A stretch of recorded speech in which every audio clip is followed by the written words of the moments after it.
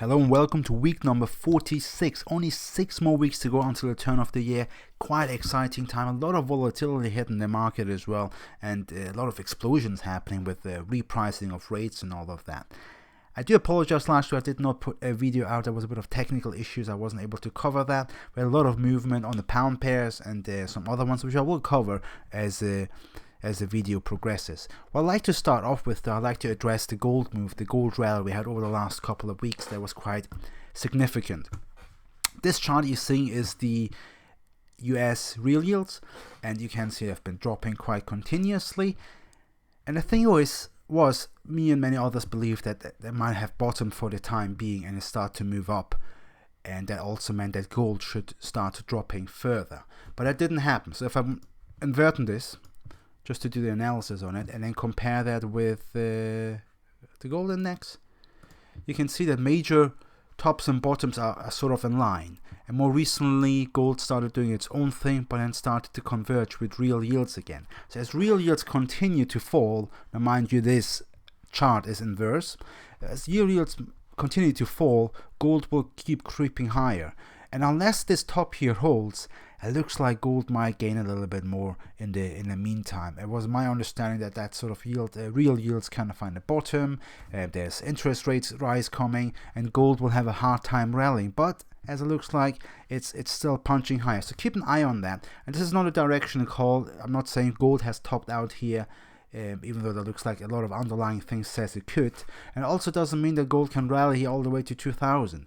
Really all I'm trying to say is explain why it's moved the way it does. If you were even to look back the last couple of months, the real yield chart is quite accurate in terms of telling you where the tops and bottoms are for gold. And in a time being, it looks like real yield has not found the exact bottom yet. So it's one of the things, and it was really interesting to see over the last couple of weeks as well. Next thing I'd like to look at is inflation expectations. So 2 weeks ago when we had a video, I talked about inflation expectation topping out at 3%, which it kind of did, and the yen pair started dropping with it.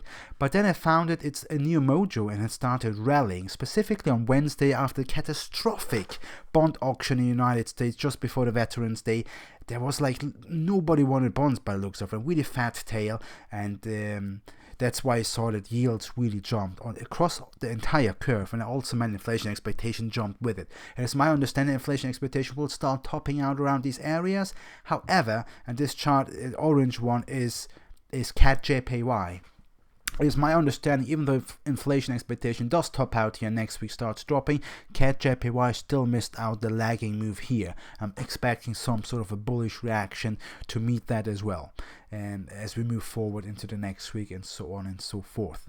But starting off with next week, I am looking at USDCAD, because one of the most important things right now in the area of the central bank is that the Bank of Canada is starting to get a bit more forthcoming with their rate expectation. That could be bullish for the Canadian dollar.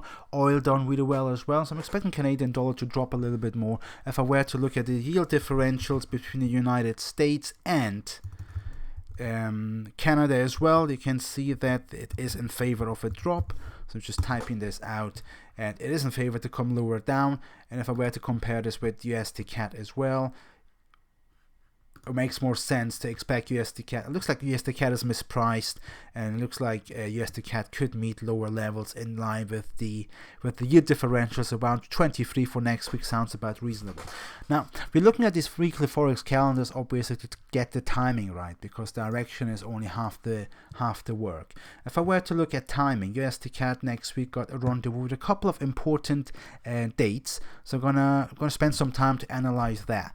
On Tuesday we're gonna have the US retail sales, which is quite significant. If the economy in the United States is doing good, Canada will be doing even better, because 80% of Canadian exports find themselves between, I believe, 12 to 13 states in USA. So it's quite significant. If USA is doing good, Canada is doing great, because they're exporting majority of the goods down to the southbound neighbor.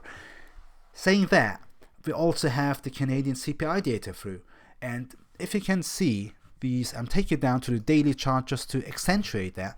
These blue boxes are the London fixes succeeding the CPI reads from Canada.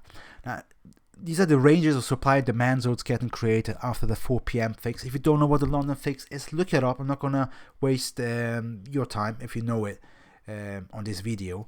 Basically, look it up on Google, London fix Forex or London fix strategy, and there is a few videos of my own and other colleagues put them out as well. Explain what it is. It's basically a pricing benchmark 4 p.m. London time, and it creates significant demand and supply zones for the following days.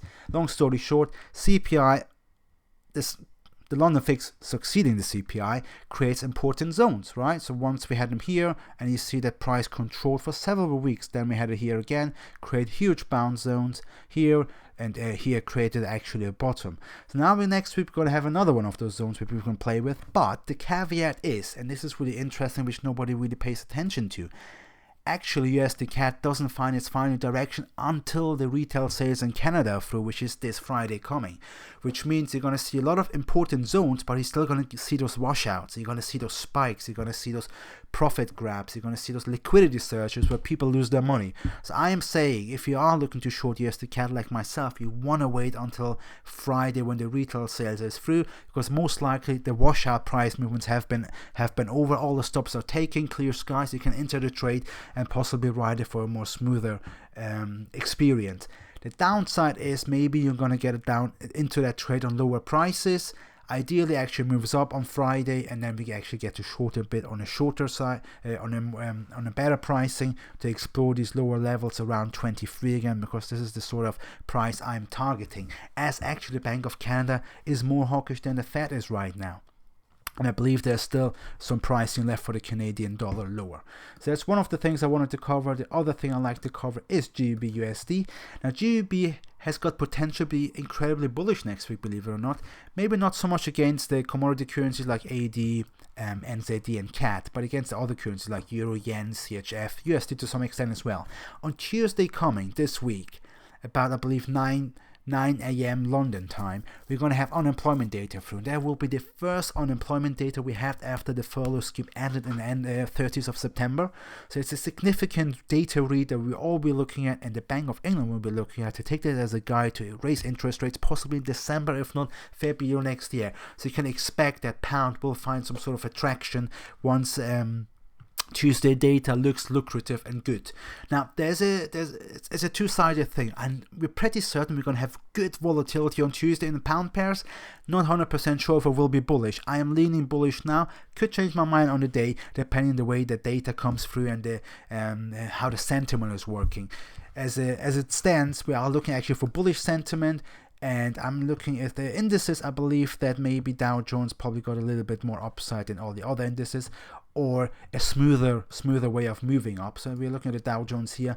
I'm really liking to see levels closer to probably 3650 towards the next 6 last weeks of the year. So that's a sort of a bullish traction I'm looking at. From the peak right now, we had about 1.7% drop, which is really negligible, and I'm really expecting this this is really just like a chaos zone or a chop zone for this to bounce off and then explore these higher levels. This whole feeds back into pound bullish as well, because if you're going to have this bullish move, you're going to have bullish sentiment, and then maybe pound can feed off of that as well. So it was a lot to cover. Had the last 2 weeks some to explain about obviously gold and the inflation expectation, how that's all running hot. Next week you have hot data for Canada. You also got good data for GBP, so that's the two pairs you can expect to move quite strongly. The week before, I didn't manage to talk to you about here online, just had managed to put the charts out, was GBPUSD, where we timed it right with the Forex calendar as well, where we had the US CPI data from before that market was chopping about. So there were a lot of ideas coming around. Oh, pound is bullish, just found a bottom. Oh no, it's still bearish. And there was a lot of infighting, people who didn't really know, and the short and long side mostly got washed out until actually the data was through. And that's when I actually took a short in my private chat room. It was impossible to put this on YouTube at the time being. What I'm trying to say is you want to wait for data. You want to wait for significant data to pass so the washouts are over and you got a bit more smoother sailing. Specifically this time of a year when the liquidity is good and the movements are a bit smoother than usual.